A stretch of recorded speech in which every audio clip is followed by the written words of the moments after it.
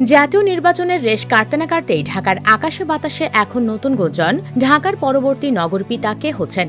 উত্তর ও দক্ষিণ দুই সিটির নির্বাচনকে ঘিরে রাজপথে এখন নতুন মেরুকরণ। আলোচনায় যেমন আছে রাজপথের প্রধান শক্তি বিএনপি, তেমনি আছে জামায়াত ইসলামী এবং তাদের নেতৃত্বাধীন 11 দলীয় জোট। গত 12 ফেব্রুয়ারির নির্বাচনে 2/3 আসনে জয় পেয়ে বিএনপি এখন রাষ্ট্র ক্ষমতায়, কিন্তু রাজধানীর স্থানীয় শাসন নিজেদের দখলে রাখতে তাদের সামনে এখন বড় চ্যালেঞ্জ হয়ে দাঁড়িয়েছে সংসদের প্রধান বিরোধী জোট। অন্তর্বর্তী সরকারের হাত ধরে আসা বড় পরিবর্তনটি হল স্থানীয় সরকার নির্বাচনের পদ্ধতি।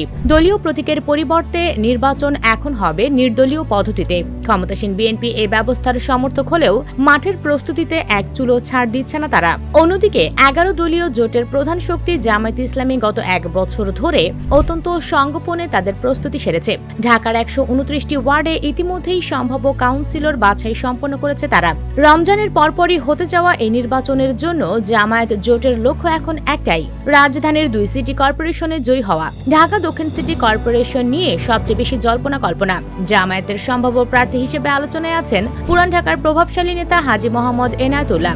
সংসদ নির্বাচনে ঢাকা 7 আসনে তিনি বিএনপির বিরুদ্ধে প্রায় 99,000 ভোট পেয়ে চমক দেখিয়েছেন। কিন্তু জোটের ভেতরেই রয়েছে নতুন সমীকরণ। এনসিপির মুখ্য সমন্বয়কারী নাসিরউদ্দিন পাটোয়ারি এবার মেয়র পদে শক্তিশালী দাবিদার। ঢাকা 8 আসনে হেভিওয়েট নেতা মির্জা আব্বাসের কাছে মাত্র 5,000 ভোটের ব্যবধানে হেরে যাওয়া নাসিরউদ্দিন তরুণ ভোটারদের মধ্যে অত্যন্ত জনপ্রিয়। এনসিপি চায় এই আসনটি নাসিরউদ্দিনের জন্য ছেড়ে দেওয়া হোক, কিন্তু জামায়াত নেতারা সাফ জানিয়েছেন কাউন্সিলর পদে সমঝোতা হতে পারে, তবে মেয়র পদে জামায়াত সমর্থিত প্রার্থী থাকবে। ঢাকা উত্তরে ক্ষমতাসীন বিএনপির ট্রাম্প কার্ড তাবিথ আউয়াল, তার বিপরীতে জামায়াতে নতুন প্রার্থী খুঁজলেও এনসিপির ঢাকা মহানগর উত্তরের সদস্য সচিব আমিরুল ইসলাম নিজেকে সম্ভাব্য মেয়র প্রার্থী হিসেবে ঘোষণা করে মাঠ গরম করছেন।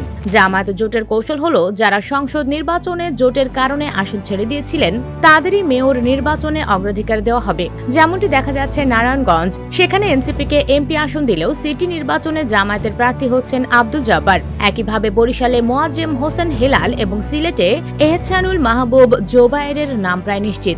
ঢাকার ভোটাররা এখন কি ভাবছেন? ক্ষমতার অভিজ্ঞতার মিশেলে বিএনপি কি তাদের আধিপত্য বজায় রাখতে পারবে, নাকি গত সংসদ নির্বাচনে 7টি আসনে জেতা জামায়াত জোট রাজপথের পর এবার নগর ভবনও দখলে নেবে? নাসিরউদ্দিন পাটোয়ারির মতো তরুণ নেতৃত্বের জন্য কি জামায়াত ছাড় দেবে, নাকি জোটের অভ্যন্তরীণ কোন্দল সুবিধা করে দেবে ক্ষমতাসীন বিএনপিকে?